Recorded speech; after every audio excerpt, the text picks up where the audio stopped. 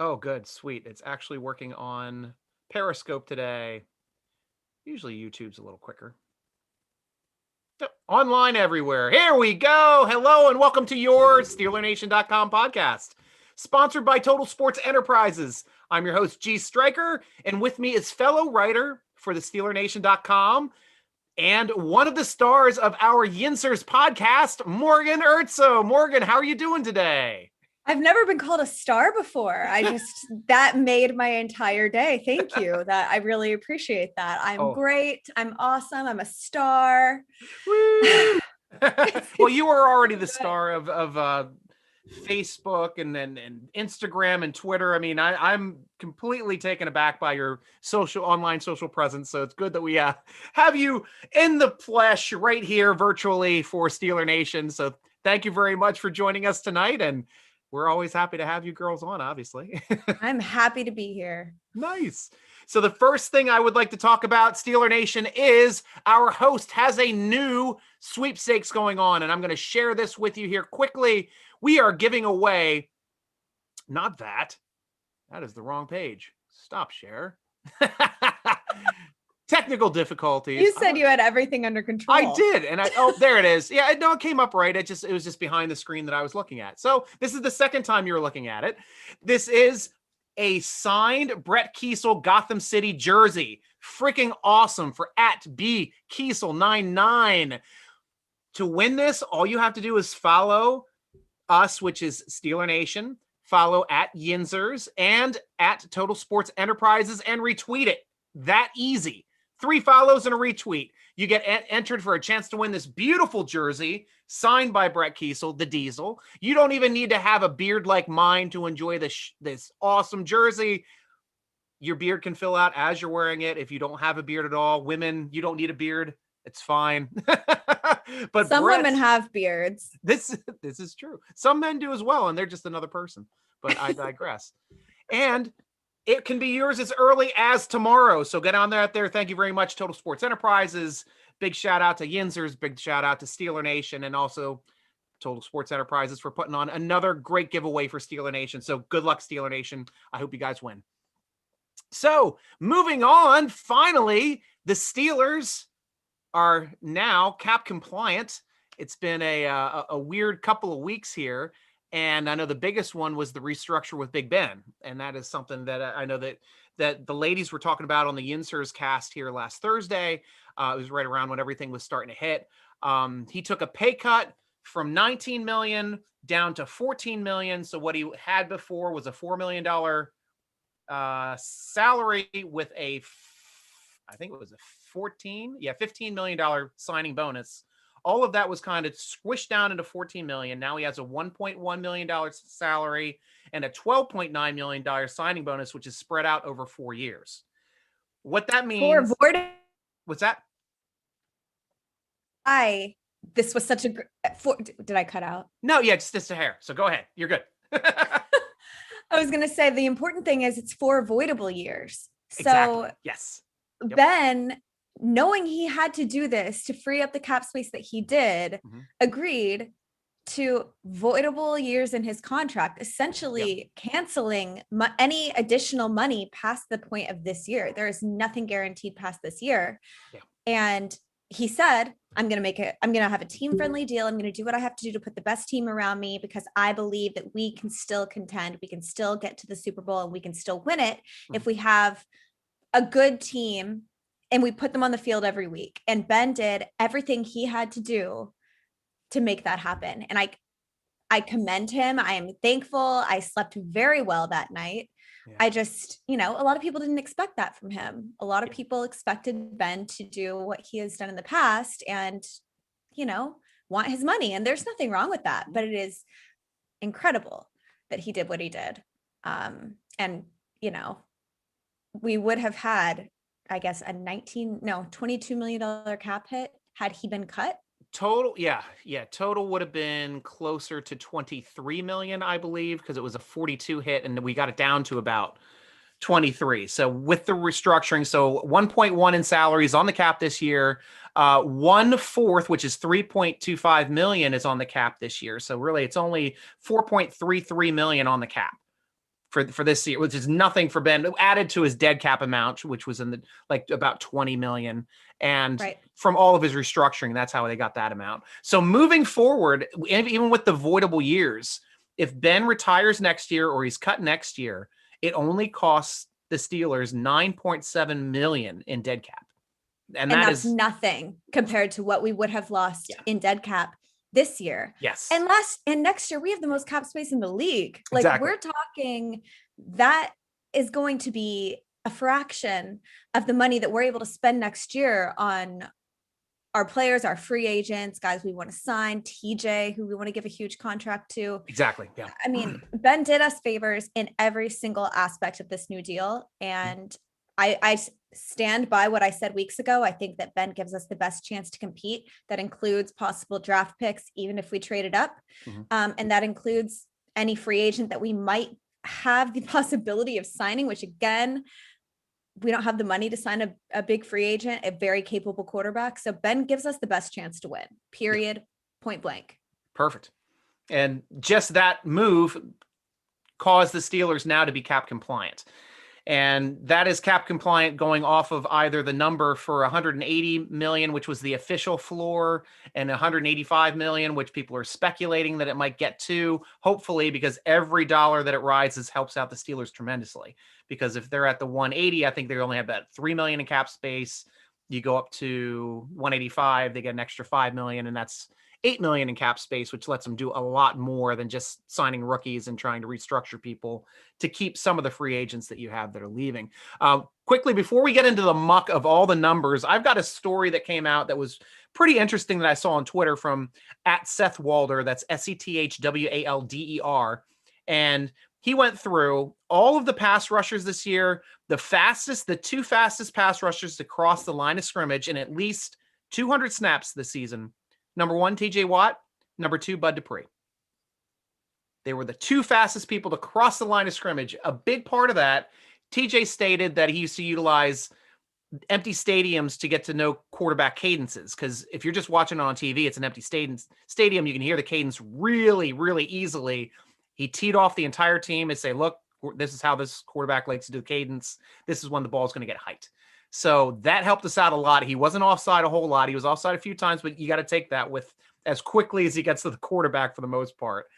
Interesting statistics, and a great way to utilize no crowd noise to be able to give yourself an advantage on defense. I love it. I mean, he shows us time and time again why he is one of the best, if not the best, at his position in the league. He will do what he has to do to compete at the highest level week in and week out. And you look at TJ Watt, and that's what we've come to expect. We expect him to do weird shit like that. Yeah. It's going to give him and Bud, his partner in crime, the edge. I know, right? No? Yeah. God, it hurts. I know it does. It does. Because we know as we're alluding to the elephant in the room that I know we're going to talk about here a little bit later is the fact that Steelers are not going to be able to retain Bud Dupree. And we'll get into the numbers of that quickly, but one person that they were able to retain is a lower tier free agent, and that is in J.C. Hassenauer, who was the backup center. He signed for close to minimum. I believe he signed for about $790, which is only $120,000 above minimum.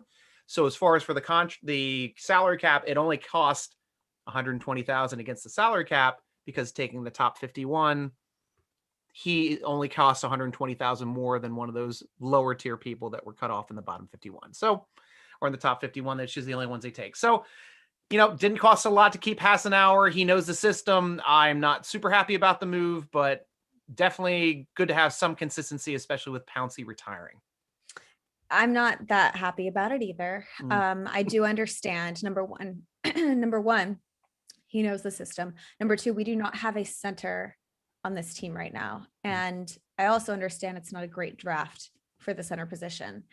And I also understand that the Steelers are not ones to make splashes in free agency. And we're not going to go pick up some rock star center. We're not going to get Nick Martin from Houston. We're not going to get Alex Mack. Oh, I'd love to get Alex Mack. Oh, I know. You would love it. Yep. Not going to happen. So while I understand the need to just lock in a center, because there's no guarantee that we will find one between now and when the season starts, at least one that we like more than a guy who already knows the system. Yeah. But I held out hope that we do, because I don't like Hassenauer at that position. I think that he hurt us. And I think we can do better. Yeah. I hope he gets better, one or the other. And I have no doubt that he will, given the starting position. But is that a risk we want to take? I don't know. Yeah. And at least for cap compliance, best case scenario, we're about 8 million in space right now. Still means they still have to do some more moves if they want to start signing some free agents, restricted free agents.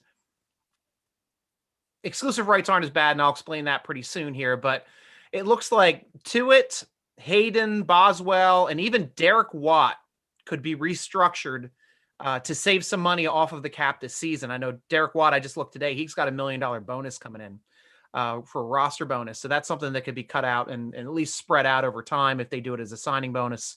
Same thing with Boswell. And we've also known there's been a lot of discussion also about Nelson. And Nelson cannot be restructured. The reason why he cannot be restructured, he's in the last year of his contract. What they can do with Nelson is give him a new contract.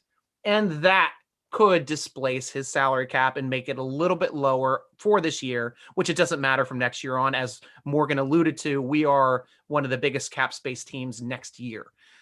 Just happened at the wrong year for us. This is the culmination of so many restructures for Hayward and Ben, so much and everything. Creative maneuvering. Pouncy, everything has just come to a point here, and this is the year we had to pay the piper.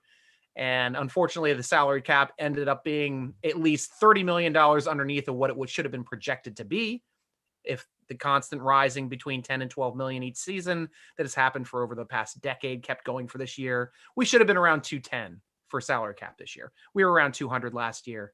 Estimation would have been 210, and not even including the TV deals, which will spike them up even a little bit higher. But that's where we're sitting right now. But even TJ Watt has a chance too. He counts 10 million against the cap right now with his 5th-year option, which is the only free agent we are able to keep from our 2017 draft class. I know I put out an article on that, and it sucks that we had such an awesome draft in 2017, and it looks like 4 of those players are going to be walking just because the Steelers cannot afford them and already gave their 5th-year option to Watt. But there is still a chance to maybe even get that $10 million down for this year if they sign him to a long-term contract, free up a couple million to possibly sign in some other people. Yeah, I love that idea. I've kind of put TJ in the back of my mind as, we'll worry about him next year, but I really, really like the idea of freeing up some space this year if we give him a new contract. We know we want to maintain TJ for the long term. Yeah. We know that 1 year is not going to change that or make a difference. It just depends on how we're prioritizing our free agents. I like the idea of restructuring Derek Watt, Boz, and Tuitt. I want to, and hear me out, because people are going to give me shit for this because of his age. I also want to extend Joe Hayden. A lot of people are saying he's a cap casualty. He shut that down, by the way. Yeah, no way is he a cap casualty. None. Not a cap casualty. Yeah. He shut that down. I would love to not just restructure Hayden, but extend Hayden a year or two, 2 or 3 years, and extend Nelson as well, both this year. That'll free up a little bit of space, more so than it would if we just restructured Hayden. Yes. We have the money next year. We're going to have the money the year after that. So ideally, and I think you nailed it, TJ, Nelson, and Hayden, extend them. Possibly extend to it, if not just a restructure. Yeah, Tuitt, you don't have to. He's already signed a decent contract. Just the restructure will work for Tuitt. Yeah. Okay, then Boz and Derek Watt, who I hope we keep. Yeah. Excellent point, though. Yeah, you can extend Hayden. You don't necessarily have to restructure Hayden because he's getting toward the end. I think next year is the last year he's under contract. So yes. Yeah. So yeah, you can restructure, but it's better to do a new contract because that can help balance out everything. You can amortize that bonus over X amount of years. And when you amortize that bonus, it reduces every year's cap hit by the amount of years that you're extending him for. And so additionally, I have to say about Joe Hayden, I freaking love him in that secondary. I do too. Not just because like he makes plays. He's a leader and he is a personality in that secondary that this team needs and relies on. Yeah. You saw how the secondary played when Joe Hayden was out. We all saw it. Yes. It was not good. No. And I'm not saying that Mike Hilton and Cam Sutton can't come in and take over that role, Mike Hilton or Cam Sutton. And Pierre, who they decided to throw in as well. And Pierre. But I don't think we're at that point yet. And I don't think we need to be at that point. So why force it? Yeah. If we can extend Hayden for a couple more years and let Sutton, who I think is going to be the free agent that we maintain, kind of grow underneath him. I love it. I love the potential there, but that requires us to keep Hayden. Nice. And we got a report also from ESPN on Twitter from Diana Rossini stating that the Steelers will not use the franchise tag, not just on Bud Dupree, but on any player next year. So Steeler fans, get the franchise tag out of your head. It's not going to happen. You use it on one player, you are automatically have to figure out a way to get under the cap again. So the idea that some people had that we could possibly use the franchise tag is mind-boggling to me. Yeah. If we tagged Bud, it would have cost us over $18 million. Exactly. Where is that money coming from? Yep. I don't know where it's coming from. That's up $2 million from what we franchise tagged him for last year. Correct. Even though I believe that Bud Dupree is worth that money. Yeah. Easily. It's actually kind of a deal. From?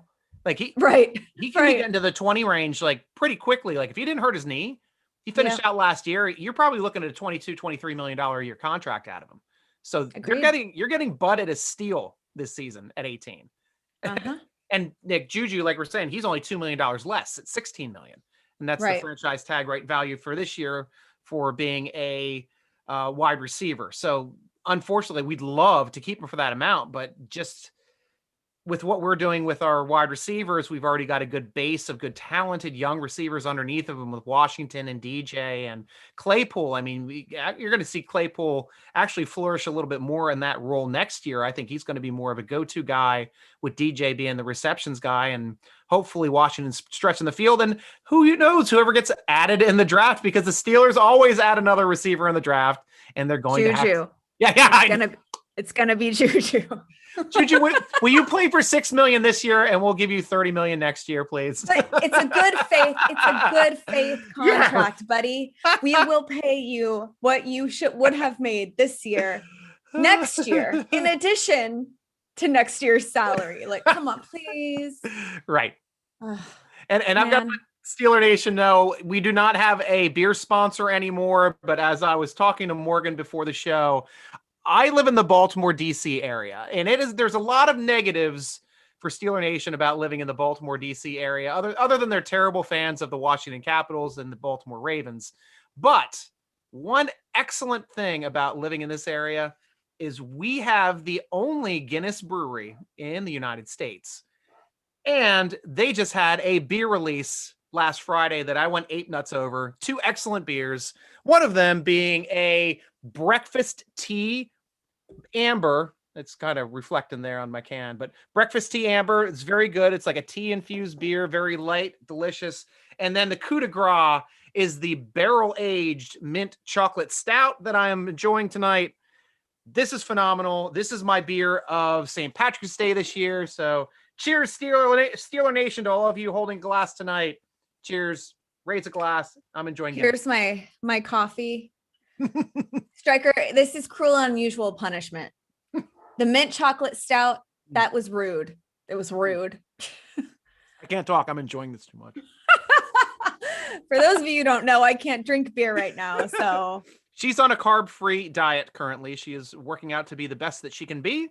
And she has a competition coming up in April, correct?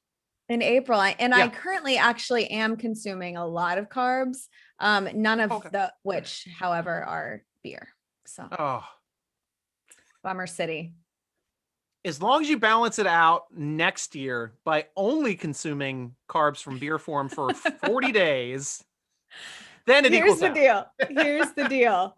I will do that next year if the Steelers will pay Juju what he wants next year. Oh, That's a deal. Yeah. That's a deal. We have a deal. That's a fair trade.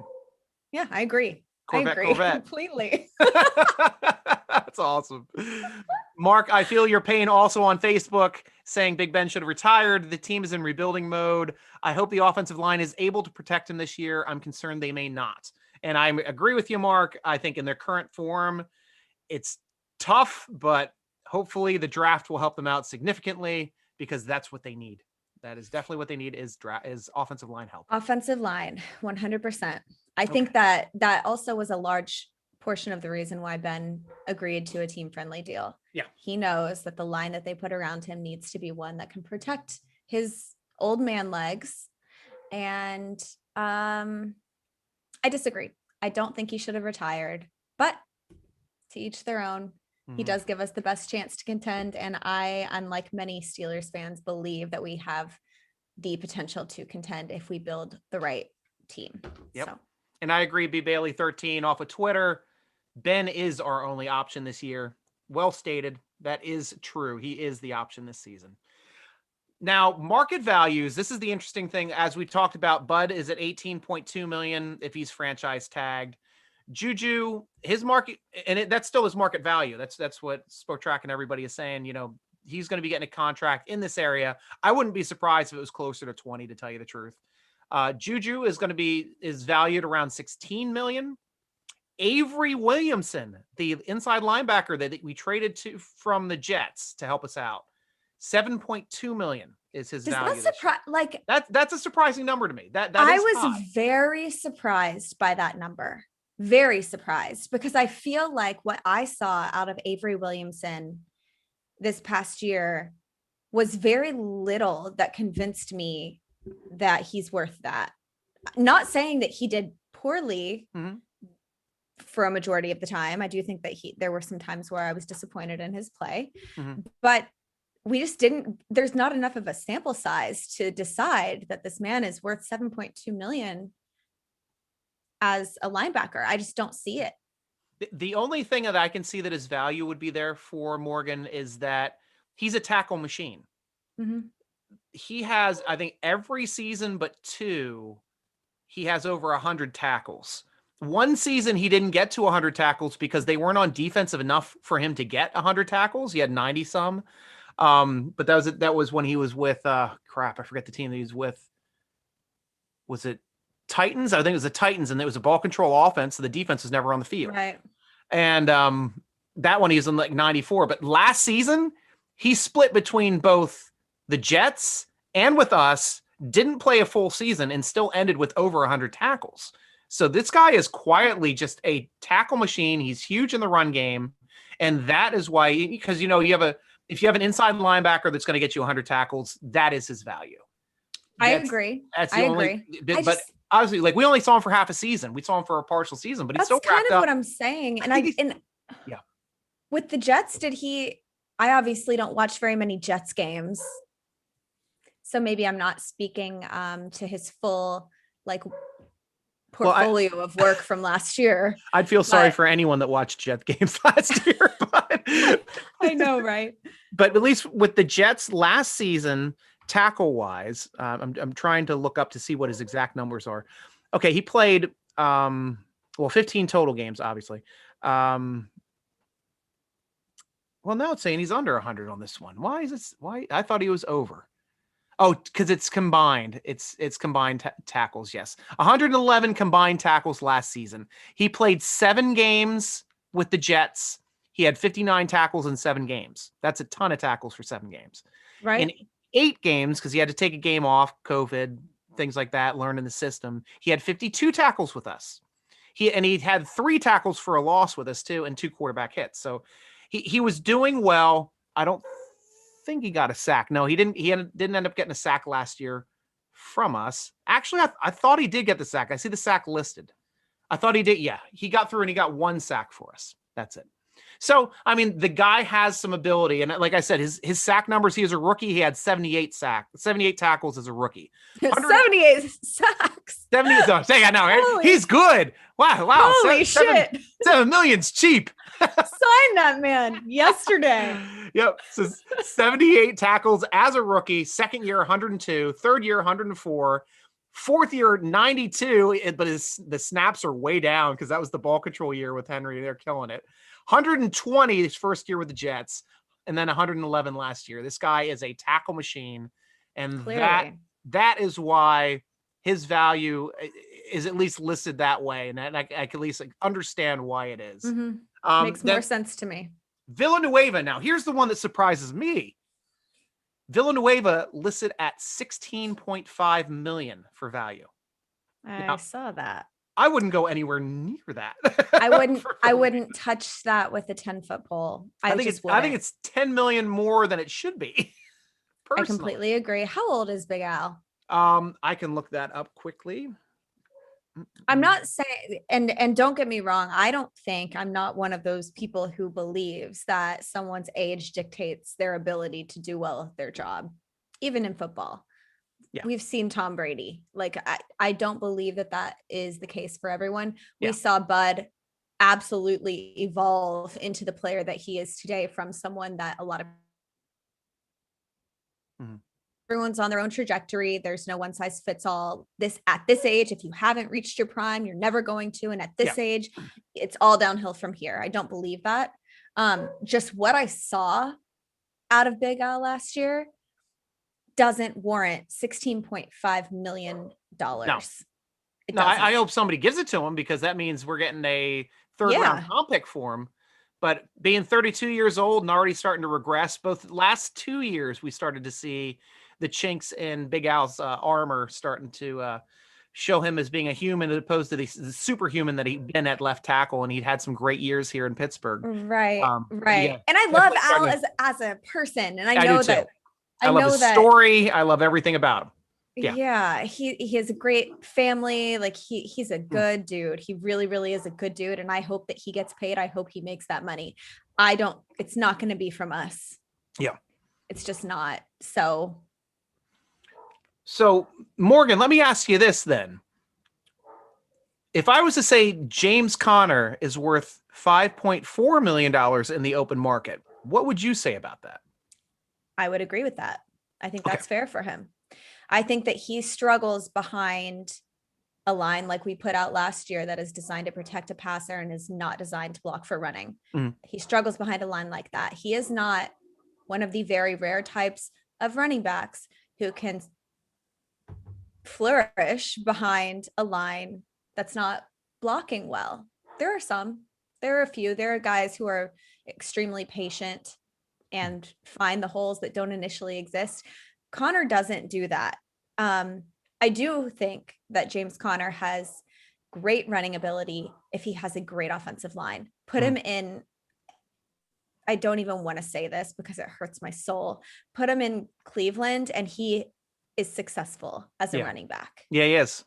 Put him behind that line and he is successful as a running back. I think he's worth 5.4 on a team that has an offensive line built for a running team, running offense, a team that's not going to throw their quarterback in the shotgun 97% of the plays that they're running and expect a runner to be successful in any form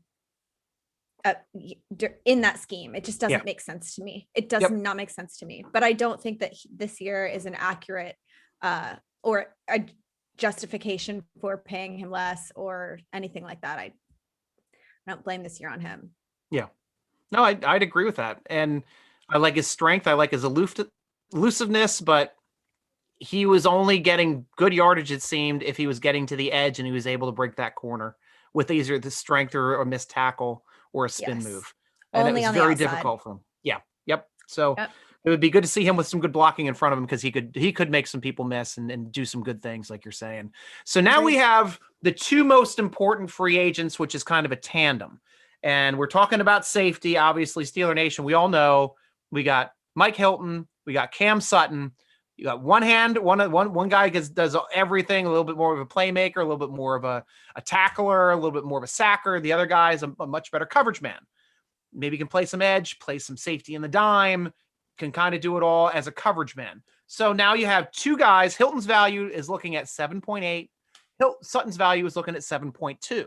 So, I'd like for the Steelers to be able to retain one of these guys. Hopefully, they have to in the 7 million range. This is, you're right, because this is also what sucks at this point is not only the Steelers losing all these free agents this year, but Hilton was an undrafted rookie free agent that season that was cast off by New England, and we developed him. Sutton was developed by us being drafted in the 4th round that year. So this is the first time the Steelers have actually started developing cornerbacks. I was going to say it. Right? Like, of course, the one time that we're able in the past several decades to bring in and develop corners. Aside from Mike Taylor. Of course. I love Ike. Ike Tyler aside, but he's amazing. Yeah, go ahead. Yeah. Of course that happens. Yeah, right. During this time. Of course they're free agents in 2021. Yeah. Yeah, it wouldn't be an very issue. typical of this organization. Yeah. I think Sutton's number is a little high. I'm going to say that. I'm not saying I don't think that he deserves 7.2 million. I don't think that he's going to be offered 7.2 million. Yeah. I think Hilton will be offered 7.8. I think Hilton will be gone. However, I think Sutton has the edge, and here's why. He's better in coverage, monumentally better in coverage. People say they like him because of his size. He can play the outside. I don't love him on the outside. I think he's great in coverage. I love him in the slot. Yep. And I don't think that he needs to be on the outside. I think that with his size, he can cover these bigger receivers that are coming in, like DK Metcalf, put him on guys like that, big guys.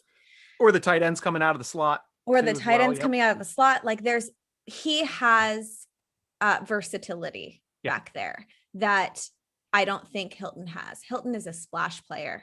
Do not get me wrong. I hope that man gets paid. But I think that if we're keeping someone, don't look at, we have to keep Sutton because he's cheaper as a bad thing. I think it's a great thing. He allows a lower completion rate. I think it's at like 60.5 and a lower quarterback passing rating. I think it's like 80 or something like that. Nice. Hilton is higher in both of those categories. Yeah.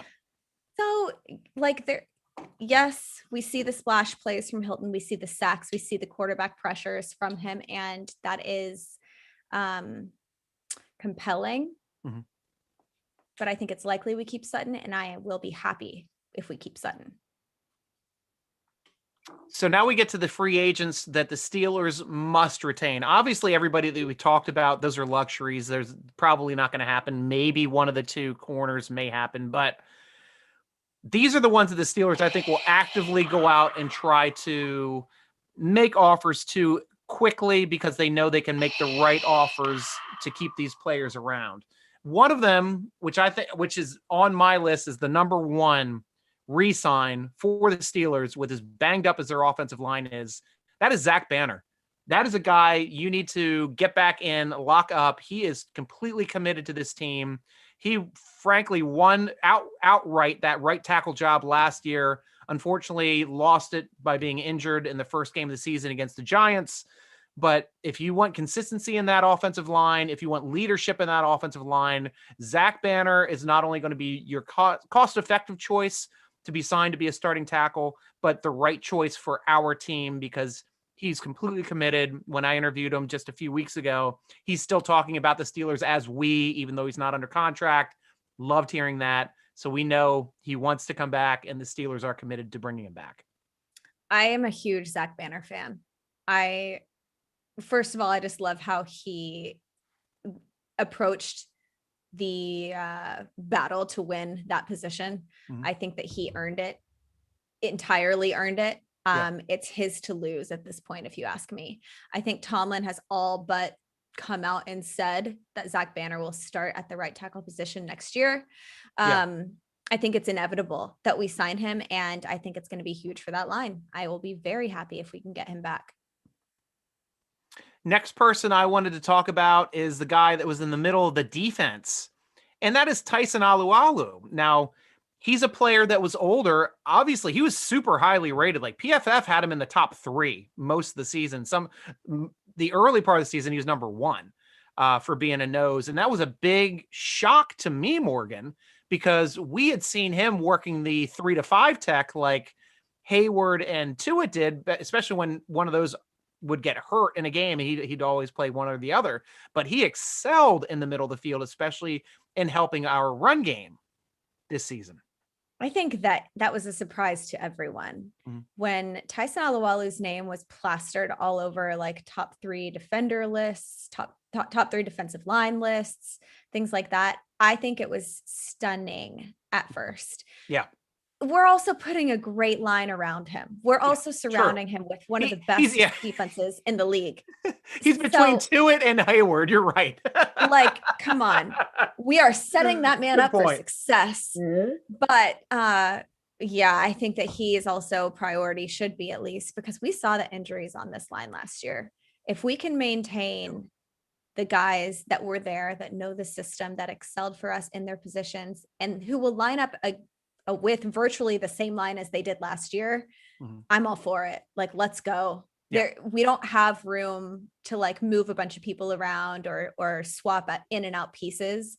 We don't have that room. We don't have that luxury. So keep the guys, especially the guys that aren't going to cost an arm and a leg, that worked for us last year, like Banner did in that first game, like Alualu did throughout the season. When he got hurt, that was a brutal hit to that defense. Oh yeah.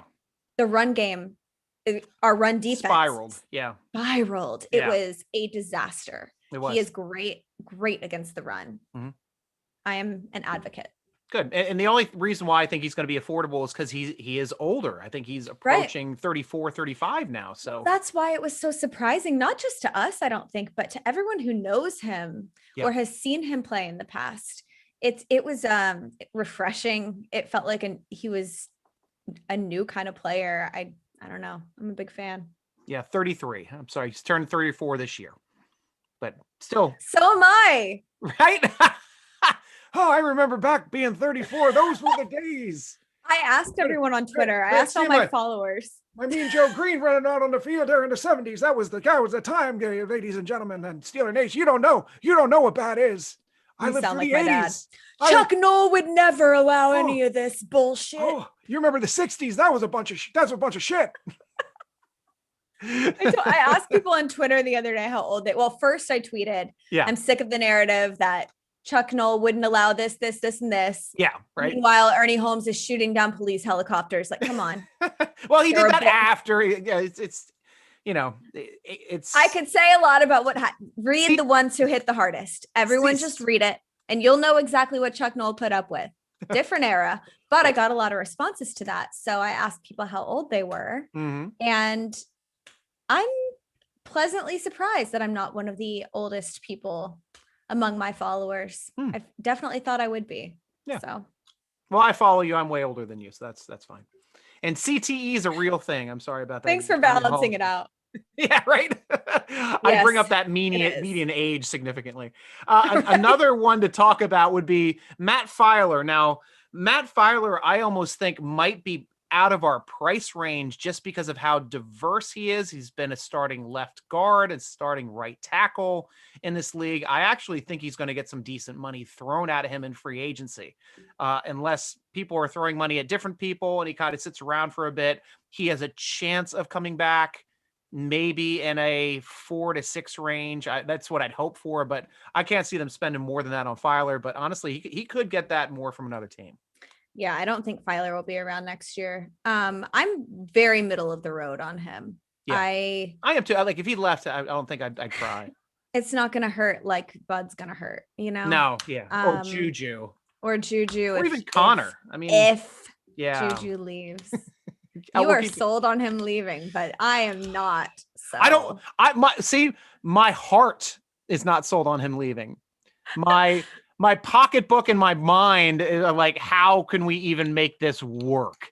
And like, it's just too much. Like, honestly, like I can't even see how we can make like either Hilton or Sutton work, and they're like half the price of them.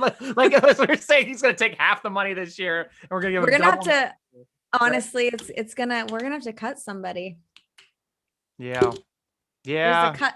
The cuts are coming. Cuts are coming. Well, we don't need a tight end. Brace yourselves. We don't have any tight ends on the roster. Who needs a tight end? Sorry, Ebron. We need Juju back. Sorry about it. Juju, you can play tight end probably better than Ebron if you're asking me. Juju will block. We just fixed the Pittsburgh Steelers. Juju will block. He's signed back to be a tight end. Yes. There, we've done it. Steeler Nation. We just fixed our free agency. You're all very welcome. Unfortunately, you are now worth like $8 million less if you're going to be a tight end, though. So I'm sorry about that, Juju. Highest paid tight end in NFL history. That would be great. So, yep, Hilton wonderful against the run. Sutton is tall. Juju redo his contract. He doesn't have a contract, Mark. We'd have to sign him to a new contract, and it would be a big one. I mean, that is a possibility, though. Like we were talking earlier, if we could do a amateur, sign him to a good size signing bonus, low salary this season, there is a chance of signing Juju. That is an option. Yeah, I've got to be now. I'm starting to come aboard on this. I was just thinking of it strictly as like you gotta think like Kevin franchise Colbert. tag numbers. Just wake up in the morning and tell yourself, "I am Kevin Colbert.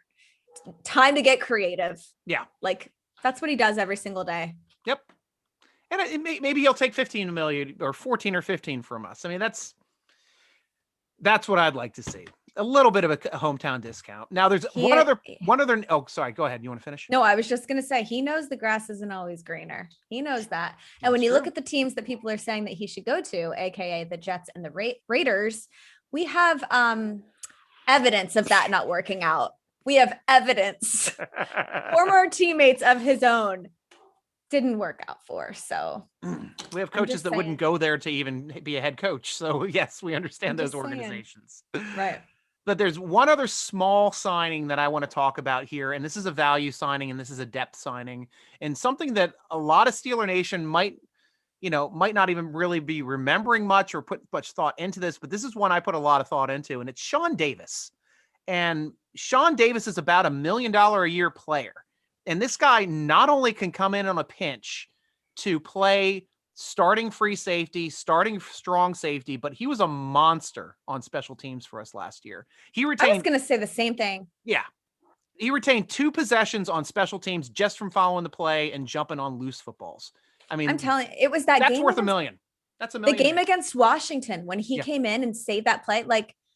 I'm sorry. Thank you for letting him walk Washington. I don't know what we were thinking letting him. I mean, I do know what we were thinking. He didn't live up to what we expected him to be when he was with us originally, but he was a special teams monster this year. He was. And I was very impressed with him on special teams. Very much so. And also you're right. You're exactly right. He's depth in that secondary if we ever need it. I would also love to bring Shawn Davis back for the reason alone that he was great on special teams. We struggle there. Yeah, especially at that price point, you've got to bring him back, especially when the Steelers are willing to throw down $4 million for a special teams ace that's a fullback. Yeah, right. You should be able to throw down $1 million for a special teams ace that can defend, play both safety positions, possibly even back up slot corner.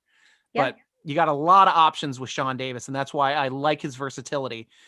Even more so, like he's like, to me, like an undervalued Sutton, just the way that he can play so many positions on defense, not necessarily the outside corner. Play both safeties. He could play slot if he had to. Might not be the best at slot, but definitely can play the safety roles and the safety and the dollar and things like that when you bring the extra safety on the field. When you get like a versatile, like utility player kind of guy, it's hard to let those guys walk, especially when they're effective on special teams. Yeah. Especially when they're a starter on special teams, because then they can play depth elsewhere and they can fill in on special teams where they need to be. So it makes a lot of sense. It's a lot of sense. So now we're at the point of this conversation. We're going to start talking about restricted free agents. I have the numbers this year for what restricted free agents are going to cost, and what a restricted free agent essentially gets is a 1-year contract. And what the 1-year contract is, and it's a contract that the Steelers get to set. And then there's some rules involved, and I'll talk about these rules. The first round tender means you tender this player for $4.766 million. If somebody else makes an offer to them and they leave your team, then you have to give them a first round draft pick. That's what the first round tender means. Second round tender is $3.384 million this year. And the original tender is slotted for whatever round that player was drafted in. You would get that round value if they leave your team, if a different team gives them a better offer than your tender. And that tender is 2.133. So we only have 3 players on the roster. I don't think either of them are first or second round tenders.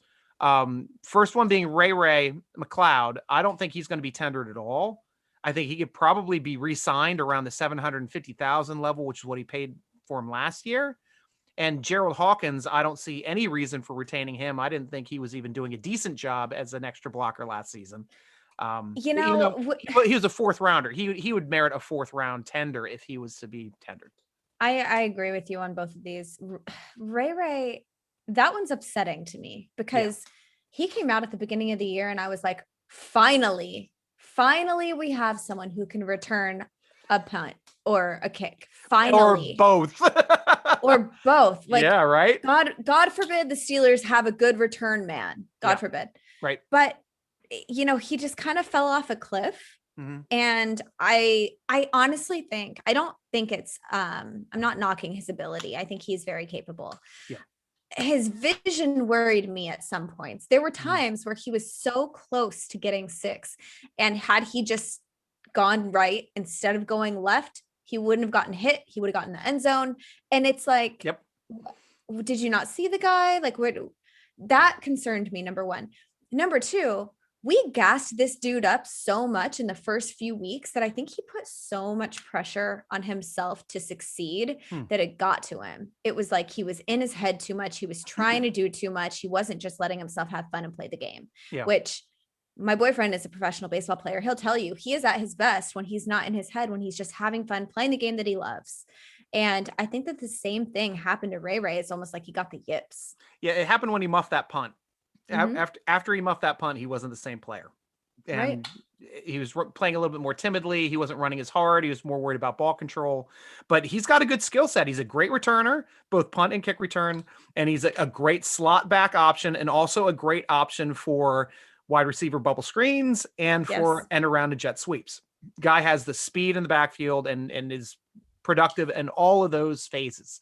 And you have to assume that with a new offensive coordinator that we might run some of those plays every once in a while. Yes. And it would work out well for Canada to have a player like this on the team. Now, I'm stating that this is probably one of the first situations where the Steelers don't RFA a player, but don't be surprised if he still comes back and signs with the Steelers for a more market value around somewhere between $750,000 to $1 million.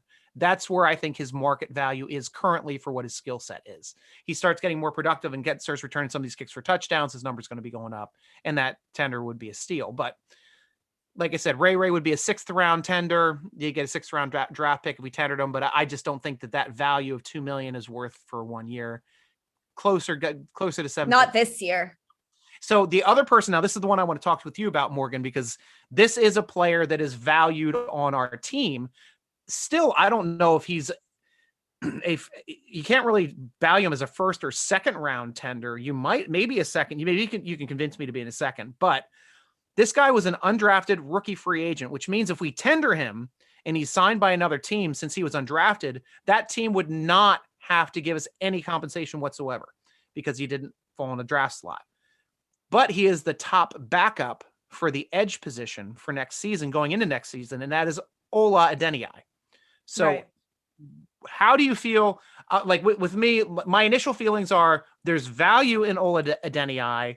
I would like to tender him. I don't know if he's necessarily a 1st or 2nd round tender, but if we do just straight up tender him and he gets pulled, we lose a player. So how would you treat the Ola Adeniyi situation if you were the GM, Morgan? I don't think I would tender him. I think that, he's great as a backup, good insurance. Mm-hmm. I think if we tender him, I don't think I don't think anyone's going to offer him more than what we would offer him at the original tender. It's a valid point. I don't think anyone's going to. Number one, the case study on him. How do you? He was going up. Now he seems to be going back down, is what you're saying? Yeah. His trajectory. Yes.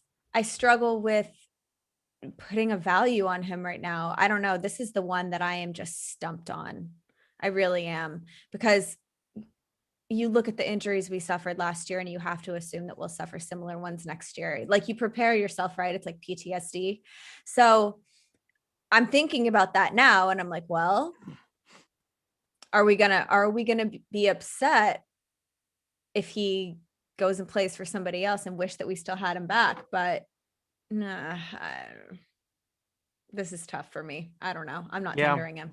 Yeah, for me, I'd only tender him for depth, but still, I can see your point completely, and I think you make a valid point, and that is something that Omar Khan and Colbert know a little bit better than the two of us. It'll be interesting to see if they even decide to tender anyone. Like, this might be a year where the Steelers do not tender any of their restricted free agents, which is unheard of. That's unheard of in the league.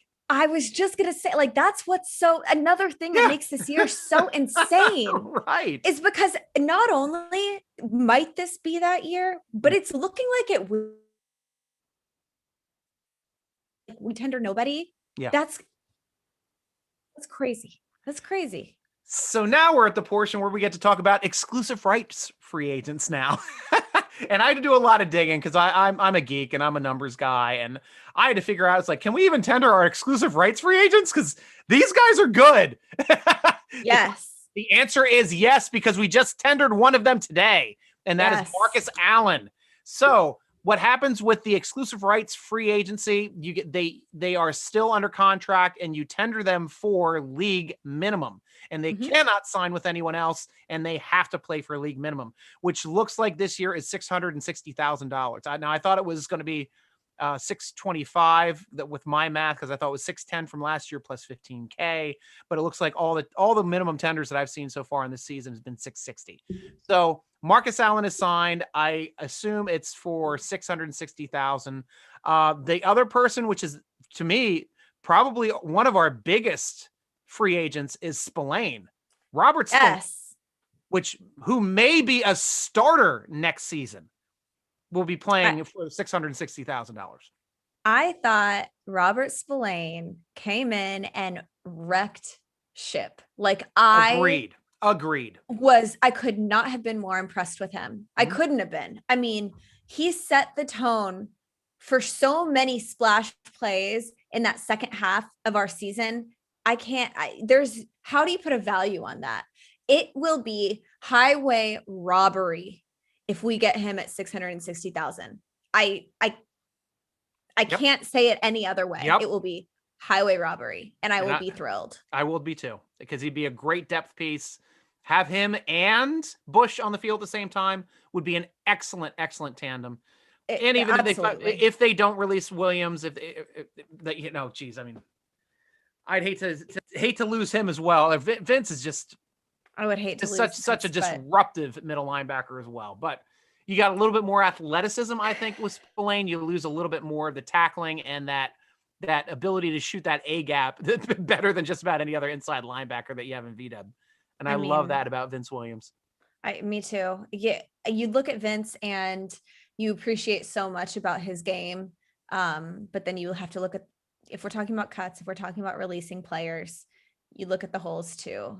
And against the run, I struggle with Vince sometimes. This year, he looked like he was having a hard time. Yeah. And one thing I just want to go back. I know Mike on Periscope through Twitter here said Hilton is wonderful against the run, tackles like a linebacker. I love Hilton too. And today is Hilton's birthday. Happy birthday, Mike Hilton. Steeler Nation loves you. 8 days till free agency, Mike. Yep. And I'm not going to lie. He's counting them down. That's my dream pick. He's like my favorite player on defense. I love watching Mike Hilton. Nobody gets me. I'm built like a punter.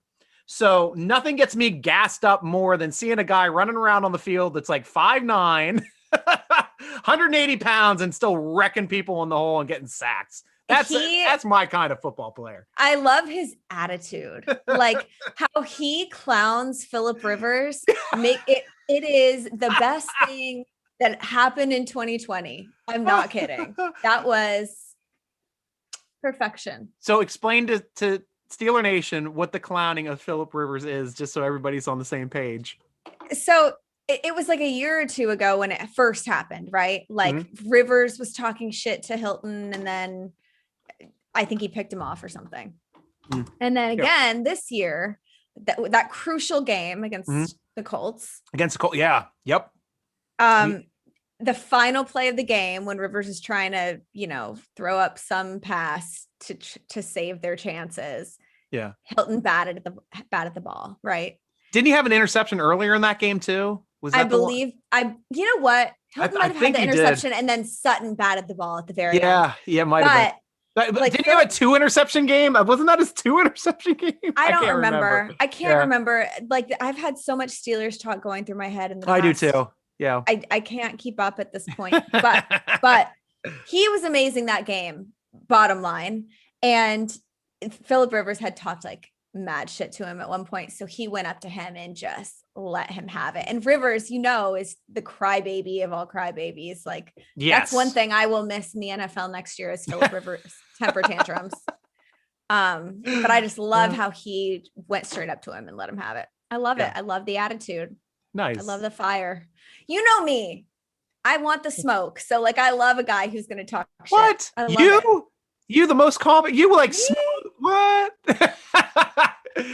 Yes, it's Steeler Nation. If you watch Yinser's cut out, what'd you say? Yes, I said yes, Steeler Nation. If you watch Yinser's podcast, Morgan obviously loves a little bit of trash talk, a little bit of smoke. She can handle it as much as anyone else on the interweb. And I've seen it firsthand, and I enjoy reading every single word of it. So thank you for being on our side as opposed to being against us. Yeah, you don't want me as an enemy, I promise. Nope. So now we're at the point of the podcast. We take questions from Steeler Nation. And thank you very much, Steeler Nation. You jump onto SteelerNation.com. You click that forum button. It's free to sign up. And all you have to do, I write a thread every week when we're doing questions and say, hey, you got a question for the podcast?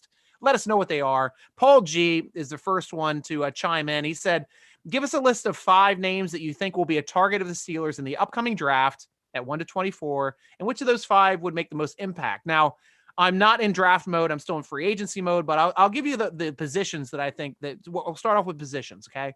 Left tackle is my number 1. Number 2 is center.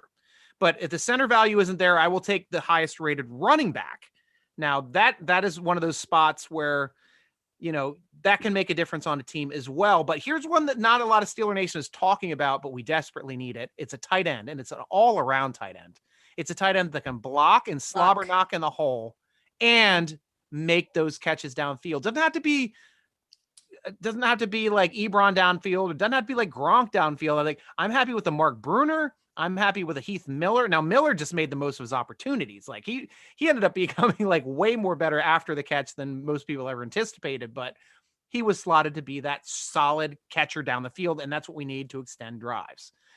After that, inside linebacker, if you can find another athletic inside linebacker at that value spot, or even safety, I consider it at that spot. Otherwise, the only other thing that I consider at the first round pick would be if a quarterback dropped, like a huge quarterback, like Fields, maybe Trask I'd consider. But I mean, even there, like, I don't know if I'd take Trask until the second round, but I don't think I'm a Jones guy. That's at least, I've started doing a little stuff on quarterbacks, but we'll talk about that stuff when we get close to the draft. And I know Morgan's pretty much with me. She doesn't get into the draft stuff until we start hitting April as well. A lot of people are going to say they want Najee Harris in the first round, and they think that he's going to fall to us in the first round. And which is possible. I agree. I think that he will fall to us in the first round. Mm-hmm. I cannot express to you how much I hate the idea of taking a running back in the first round. I don't like it. I think that we can get a good running back this draft in the second or third. Agreed. I like Javonte Williams out of North Carolina. Yeah. But there are options. Travis Etienne, I love him. Ooh, nice. A lot of you are going to disagree with me, and that's fine. As long as we address the issues on the offensive line, we can take whatever running back the Steelers deem is appropriate. But if they can agree to fixing the line, then draft Najee Harris. I don't care. Just fix the line. So next question comes from /Steel. Posting from the hospital. So Big Hardy, get well soon. / we love you. I know we're all giving you hearts and telling you to heal up here in the thread and on the SteelerNation.com forum. But Godspeed to you, sir. But I'm still glad, even though you're under duress, you're able to get your question in. So we're going to answer it. And he says, like, there's anything else to stand in the way of a fanatic's ability to get a question Priorities. out. Right. We know you, / That's awesome. With Bud being allowed to go into free agency, with today's confirmed no tag, and probably Connor and Juju's exit, and I think you also alluded to Hilton as well, because I think I threw in Connor instead of Hilton because I knew you were on some like medication. Can we really say the club is doing enough for Ben's farewell tour? And this is something that I did state on Steeler Nation today. I alluded to it a little bit on this podcast, but I'm going to state in concrete why the Steelers are having so much trouble with their cap, why everybody is losing. So yes, can they do more? Yes, they can do more, but this is a loaded question. And I think this question is loaded because of the salary cap. We were expecting the salary cap to be 210 million, sorry, because it was 200 million last year. Usually goes up 10 to 12 million each season. Instead, it's dropped back 20 million from last year's cap. If it was at 210, we'd be cap compliant before even doing anything with Roethlisberger.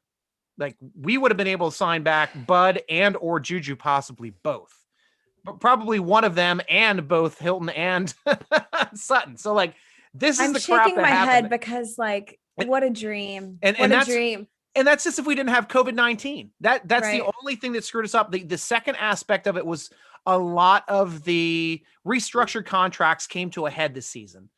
Hayward was one. They gave him a new contract. Roethlisberger is the other one. And that came to a head this year. We knew it was coming to a head this year. Unfortunately, the cap shrunk when it came to a head. We had no space. Fortunately, he took a pay cut. And that's the only room we have to operate with, is that $5 million essentially that he took as a pay cut. So are we doing as much as we can? We are within the system that we have with the money that we have. I'm still waiting to see how we actually attack free agency, and then how we attack the draft to see specifically what they're going to do for Ben Roethlisberger. But it does suck to lose all of that talent this season just because we can't afford it. And that's what angers me for mostly for COVID-19 and the way the NFL can't just be like, well, we'll just keep it at 200 million like last year and we'll write this off, or spread this out to make it a shorter raise in future years, which is what she should have done. And that would really help us out a lot. And then we'd be able to sign Juju, no problem. But yeah, I can't speak on this until I know what we're doing with our free agents, or who we pick up in the draft. I'm not going to say who we sign in free agency because I don't think we're going to sign pretty much anyone. I mean, we never bring in splash players. Yeah. We never bring in big players in free agency. I mean, last year was the most action we've seen in free agency in a long time. And we brought in Stephen Wisniewski, Eric Ebron, and Derek Watt. I mean, we don't do that. So I'm going to say until we handle our business with our free agents, I can't speak on this. I do know that Ben has been extremely vocal in what he needs and what he wants for the Steelers next year. One of those things is maintaining Juju Smith-Schuster. Yeah. He's been very vocal about that. So I'm going to go out on a limb and say, if they don't keep Juju some way, somehow, I don't think that they're putting Ben in the best situation to find the success that he believes that he can have. And that's the first step. The second step, obviously, is putting a line around him that can, keep him from having to get rid of the ball in under 2 seconds. So good point. I like that take. I like that take. Matt Insomniac also asks us, do you think it's time the Steelers start extending young draftees that have shown success after their third season rather than letting them go to unrestricted free agency after their fifth? Actually, it's usually after their fourth. It's only fifth for first-round draft picks. And that fifth is if you choose to do the fifth-year option, which is guaranteed that you have to do in the fourth year before they even play their fourth year. So, yes. Now, Matt, this is also that extension of what I just asked before. Yes, the Steelers should have done that with a year left. The problem is they were sitting at the beginning of last year with that COVID-19 thing hitting them immediately, where they had to come up with a reason for the following year and say, well, we have to have the floor at least to be 175 million. So now the Steelers are like, shit, the floor is 175 million. How can we afford to sign any of these guys to any contract moving forward? Because we can't restructure anything because we don't know what the salary cap's going to be. So nothing got done last year, essentially nothing. And I told that at the beginning of the year last year when we started talking about this for COVID-19 and the floor being instituted last March. And that was when people were like, Stryker, you're insane. You got to sign your picks. You got to get your people set. I'm like, they don't have the money to do it. All of the prorated signing bonuses are coming to a head this season. So they're squeezed. They have no cap room. And that's what happened. That's why everyone is in the exodus for free agency this year.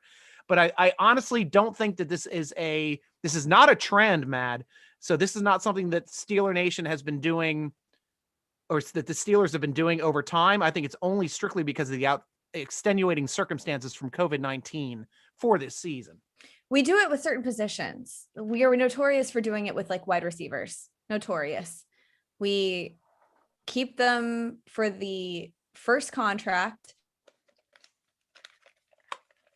and then let them go off into the world and be stars for someone else's team. If we're speaking about wide receivers, I am so sick of that. I am so sick of that, honestly. Like, letting Emmanuel Sanders go was a mistake, and no one can tell me otherwise. No one will ever tell me otherwise. There are a lot of young receivers that we have developed and invested in that we should further invest in. Let these guys stay with the team that drafted them. Like, Juju has said specifically that his legacy matters to him. And we're not talking about a guy like AB who threw his legacy in the trash and doesn't give a shit about it. We're not talking about that. I would love to see the Steelers invest in young talent in the draft and maintain them throughout the entirety of their career at the wide receiver position. I would love that. Well said. Litos asks us, and I'm sorry I had to get up. My cat was screaming at me through the so loudly I could hear her through my headphones because she was outside and it's cold out. But she's inside now, running around somewhere. So Litos also asks us, give us a list of a few free agents that you wish the Steelers could grab. Of course, we're talking about affordable guys. So as we talked about a little bit earlier, I think the biggest ones are Zach Banner and Shawn Davis. I think those are the big affordable ones. I went down through a couple positions though for you, Litos. Center wise, I don't want BJ Finney at all. We had him in camp before. We had him on the team before. He's a good guard. I like him as a swing guard. I do not like him at all as a center. He was always putting the ball on the ground when he was in training camp, when he was in preseason games. Just did not trust him as a center. Funny enough, though, AQ Shipley is a free agent this year. I think he's 35 years old. Good old T-Rex with the little arms that we drafted years ago is now a free agent. He could be had on the cheap, and I wouldn't mind getting AQ Shipley in here. Guy has been around the league forever. Running back wise, here's some affordable running backs. With Connor leaving, you got some people that'll be even underneath that 5 million mark that they're stating that Connor is. And you got to look at like Adrian Peterson's out there, Le'Veon Bell, Fournette's out there, Shady McCoy. Like, come on. There are some great free agent options that we could get cheap at running back. Yeah. But I don't believe that we're going to do it. We know this team. You think they're bringing in Adrian Peterson, even as successful as he's a $1-2 million a year guy now, though. He's like Frank Gore, who was also a free agent, but I don't want Frank Gore. Right. No, please, no Frank Gore. I think I'd be happy with Fournette. Yeah. I mean, I'm going to cut him off at 40. Okay.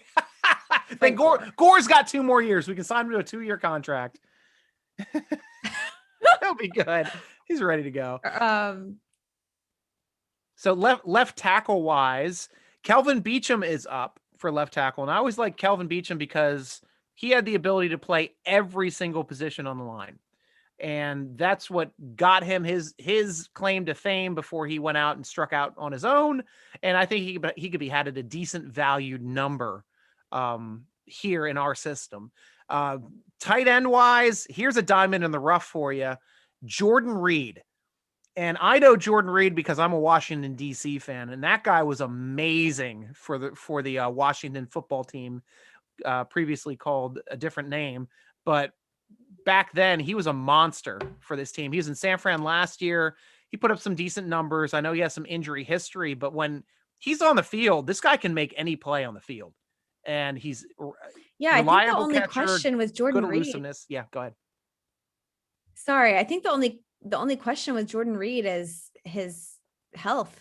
I think that's the only question with him. For me, it's if we could get him cheap, it's a no-brainer. Like, I loved Jordan Reid in Washington. Me too. I was a huge fan of him. Yeah.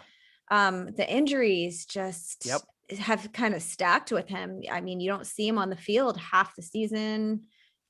And when you do, I mean, he's not super tight with Garoppolo over there. And so he's not making amazing plays.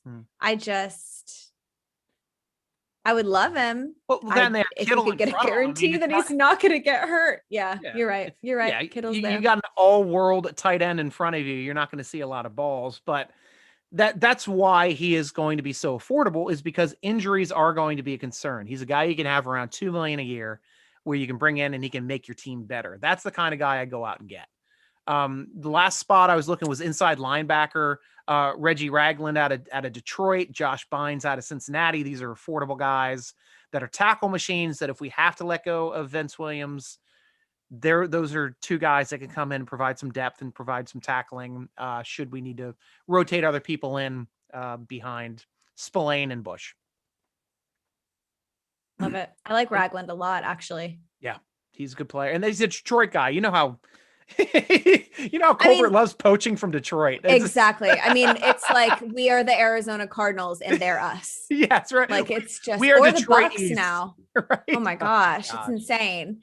But I could see us bringing in 1 or 2 of these guys super cheap. Yeah.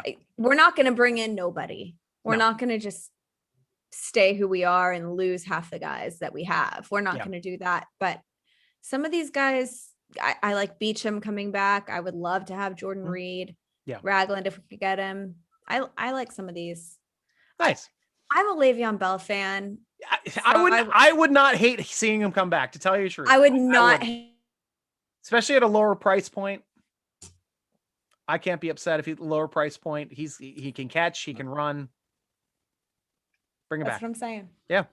And Steelman asks us, what do you think a guy like Chris Carson would go for free agent? Very talented back. Has had a few injuries and fumbles, but still great, not well-known running back.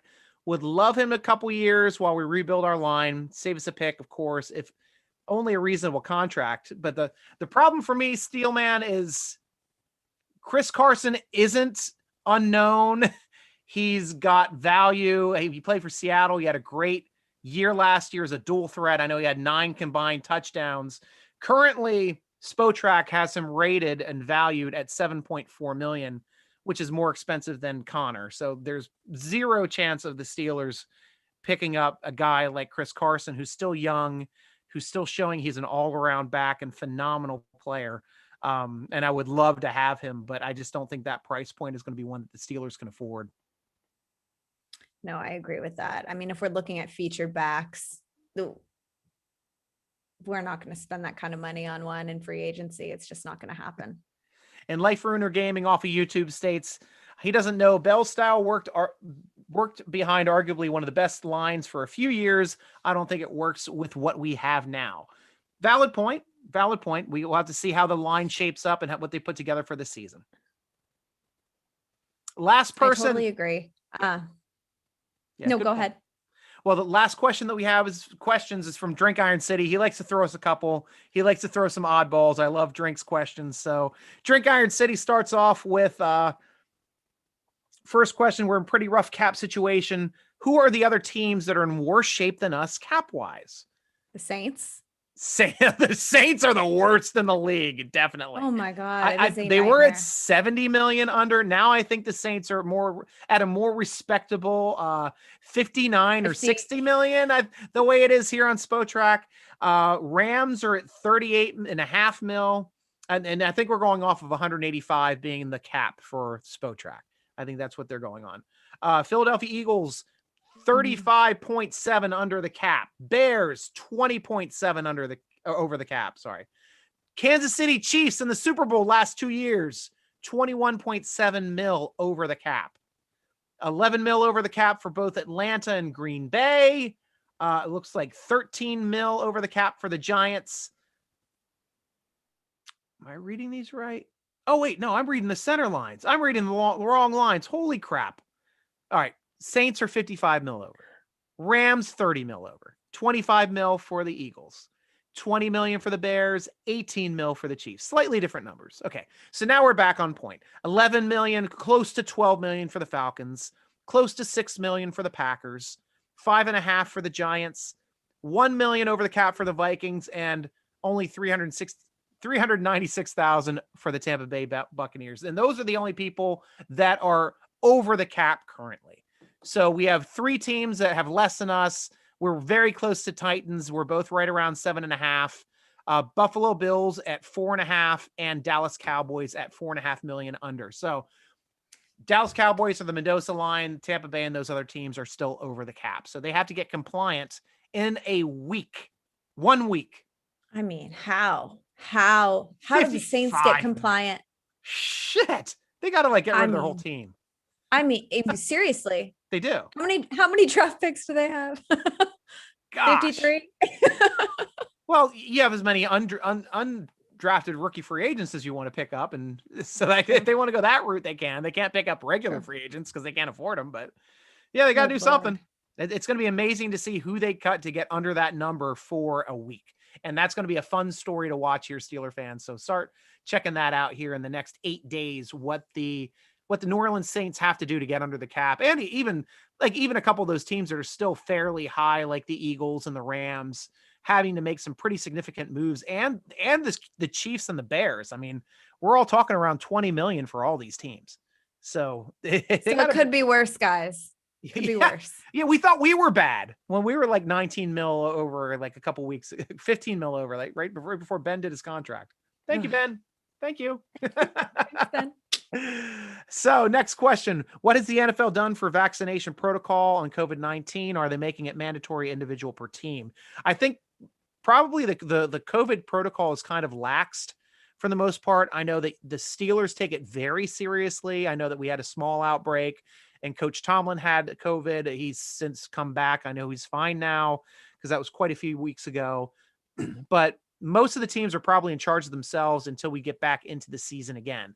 Because right now season's over. There aren't really people in there. Some people are getting treatments. Some people are coming in to work out. And except when you have a small outbreak, like we had it at the UPMC center, and they kind of wouldn't let people come in to work out during that time. But I'm sure that they're coming back. But I think right now at this point, it's probably more team oriented. I know the Steelers are more on the ball about this kind of thing, whereas the rest of the league isn't. So we have to suffer for it the entire year. But moving forward, there's going to be something similar, I think, in place for next year, which will be league wide and probably closer to what the protocols were to get through the entire season last year, which was a small miracle, to tell you the truth, for that many players, that many teams getting through an entire season was a small miracle. No canceled games. I mean, yeah. And even though the Steelers took the brunt of most of it. Oh, a beating. It was brutal. Absolute beating. Yeah. But still the league got through it. And that was the important thing, was that the league survived. So we can root for our team this year. So asking that also, if the best left tackle, can't think of the name, in the draft, and Harris are both available at 124, who do you take? My opinion is left tackle. I don't know if the best left tackle will last till 24. I think the best tackles usually get taken in the top 10 pretty easily. But if Leatherwood's around there, I have to consider him. Because Leatherwood's considered to be taken late in the first round, and he probably be, for me, Morgan, one of my highest rated picks for that point of the draft. And maybe even I'd take him over Najee Harris, and I wouldn't feel badly about it. So I was sorry, I closed this to look up the left tackle guys in the draft, and now I can't reopen it. Hold on. No worries. Gosh, I'm an idiot. You guys on Twitter are right. I'm so stupid. Hardly. So I was really, really high on Alex Leatherwood for a while, until talking to my father. My father is the perpetual, if there is something negative, he will point it out, he will find it, and he will beat it into my brain. So I worry about Leatherwood's injuries.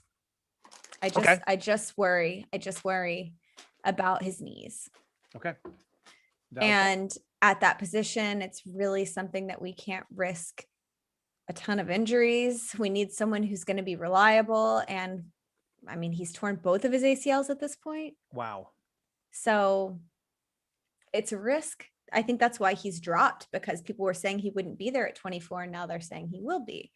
I know he also didn't have a great Senior Bowl. Okay. So I don't know. I don't know about Leatherwood. Good points. I like those. See, because I'm not super into the draft yet. Not like you are. See, that's why I have Morgan on the show, Steeler Nation. I don't know everything. That's why I have to bring the smarter people on the show to help me realize what things are when we get closer to draft time, and I can solidify my opinions. If there's any way to get Elijah Vera Tucker, I like him a lot out of USC. Nice. We'll say that. So third question.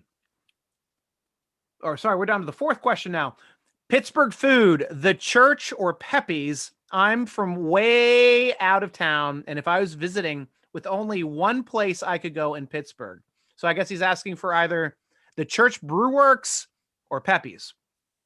So for me personally, Drink Iron City, Pepe's, that's essentially my breakfast sandwich. So I go in for a Roethlisberger, which has a mixture of sausage meat and hamburger meat on cheese and deliciousness. I get the hoagie, so I put like lettuce and tomato and mayo on it. Yeah. So that's my breakfast sandwich. But the place to go for me, which is you can't miss it, is the Church Brew Works. Their food across the board is phenomenal. Even a little bit better when they used to have the brick oven before it burned down the place for a little bit and they had to shut down a little bit. But so they don't have brick oven in there anymore, but they used to make a pierogi pizza. And the pierogi pizza was one of the best things I've ever had in my mouth. And they don't make it anymore? No, because they don't have the brick oven anymore. So I don't know if they figured out a way. I haven't seen it on the menu, but everything on the menu there is like just amazing, amazing stuff. The beer there is phenomenal as well. Plus, when you get up on Sunday morning, it's game day. You get to tell your family, hey, I got to go to church before the game. And you go to the Church Brew Works. And that way everybody's happy and everything's compliant and you're still doing your faithful duties. So that's the way to do it. I'm going to throw a wild card in there and say that you have to go eat at Smoke. Where's Smoke? God. It used to be in Homestead. Hold on. Let me see where their new location is.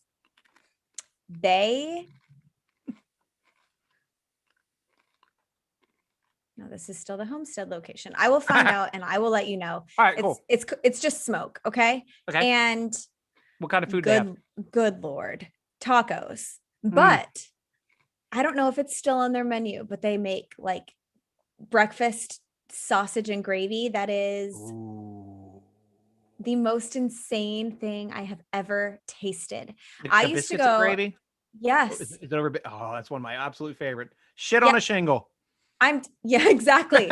You need to go. You need to go to Smoke. Everyone go to Smoke. They make their tacos are so good. The brisket tacos. Oh, I'm telling you, I used to go all the time. I was dating a guy who lived in Pittsburgh. And so whenever I would go up to Pittsburgh, I'd be there for like a month or so at a time. And we would go to Smoke like once a week, at least. Wow. So good. You had me at tacos. I know, right? Not a hard sell. And then Drink finishes up. Thanks for doing these. A whole bunch is appreciated. Stryker, I could use your help as I'm hauling manure to the gardens near the end of the month. Seriously. I would help you if I lived closer, to tell you the truth, but unfortunately we live cross country. But hopefully I can see you soon sometime when you're in the Pittsburgh area, and I'd love to catch up with you at a game, Drink Iron City. So thank you very much, everybody. It's Steeler Nation for all the questions. Yeah, Mark is hungry now too. Yeah, right. That's why I had to start munching on potato chips. I got these pickle chips from Food Lion that I'm kind of chewing on right now. It's the first time I bought their chips, so I'm trying it out and seeing how they're doing. They're pretty good. See, I'm snacking. I'm like doing all these things that I can't do. She can't do chips. She can't do ice cream. She can't do beer. I'm like, I'm about to go downstairs. This beer's delicious. I'm about to go downstairs and eat some turkey and rice. So, oh, delicious. Be jealous. You should be very jealous. In Steeler Nation, you've got to follow Morgan on Twitter, Tokyo XMO, TOKYO XMO on Twitter, and on Instagram. What are you, MMM Urtso? Yes, sir. MMMURTS. I didn't even have that one written down. MMMURTSO on Instagram, and she is a ton of fun. Do you have a little bit of backstory, or would you like to share why you had to change your Twitter name? Sure. I find that interesting. Yeah. So I got into it, surprise, with some stranger behind like a fake avatar and with 2 followers. And they were saying very insane things to me, very weird things. And so I blocked them. And then I never throw blocks ever, because I don't want people to think they've won. Like I can listen to your bullshit. That's not a all one. day That's a peace of mind. If you want to go back and forth, like, let's go, I'm down. Okay. But the next day, this random account appeared and tweeted to my place of work, basically in an attempt to get me fired from my job. Oh, geez. I don't know how they found out where I work. And I didn't say anything that would warrant that either. I didn't say anything that was hate speech or attacking anybody. Yep. So it was very weird. It was more so just embarrassing that they would send my place of work a tweet of mine, I guess. I don't know. So I had to take my full name off Twitter because these crazy people, just, you can't trust them. Serious. That's crazy. Yeah. Well, thank you for sharing that. Guys, be careful out there. Yeah, right? Well, I appreciate you being on the show. I had a blast talking with you. This was a quick hour and a half of just Steeler talk, which I know, like, a lot of times we get an interview mind. We don't get to talk Steelers as much as we like. But as Steeler Nation knows, Morgan knows Steelers information as much as anyone anywhere, which is why I'm blessed to have her. And thank you very much for joining me on the podcast today, Morgan. Thanks for having me. Anytime. And Steeler Nation, please check out the Yinzhers podcast information across our social media platforms. We've got Instagram, Yinzhers Official, YINZHERSOFFICIAL, Twitter and Facebook at Yinzhers, YouTube, the same as our podcast, youtube.com/Steeler Nation. And Steeler Nation's ladies and gentlemen, we've got these awesome designs that I'm sharing with you on my screen right now. Woohoo! You get to see these look beautiful. At those. Yeah, look, and we got the pictures for the Yinzhers podcast. Morgan is the one all the way on the right with the awesome hair. So she's right above the hers. So be sure to purchase any one of these hoodies or t-shirts. We've got the Steeler Nation stuff in the podcast, and y'all, they are the softest shirts ever, by the way. You were wearing the this one right here, the 6-pack, the last time I interviewed. It's my favorite. It's my favorite shirt. I love that one too. They're soft. Wear it all the time. And it's right. So it is nice how soft those are. And so far, really? I mean, I've been washing the crap out of them all year. I bought them all right at the beginning of the season, and I wear them for most of the podcasts. They're holding up very, very well. They're a great quality shirt. So please go on over, support Steeler Nation at thesteelernation.com. Click on the gear page and get geared up with these great shirts offered by Steeler Nation. Read our great articles at steelernation.com, both by myself and Morgan. We're great writers, and you should read our stuff because we're awesome. Tweet us at Steeler Nation. Instagram us at SteelerNation.com. Follow the Steeler Nation podcast on Twitter at _SN podcast, or follow me if you want to watch somebody that doesn't post often at SN Stryker. Stryker is spelled with a Y. Thank you for joining us on the SteelerNation.com podcast, sponsored by Total Sports Enterprises. I'm your host, G.Stryker, with Morgan Erzo of the Yinsers podcast, rooting along with you, as always. Go Steelers! Steelers! Yeah, just yeah.